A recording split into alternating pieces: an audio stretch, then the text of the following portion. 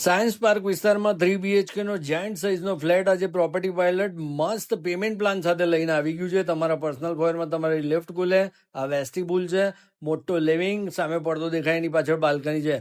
મિત્રો, જે દિવસે તમે બિલ્ડરને ટોકન આપશો એ દિવસથી બિલ્ડર તમને 9% વ્યાજ આપવાનું ચાલુ કરી દેશે અને એ વ્યાજ તમારા દરેક પેમેન્ટ પર તમને મળશે.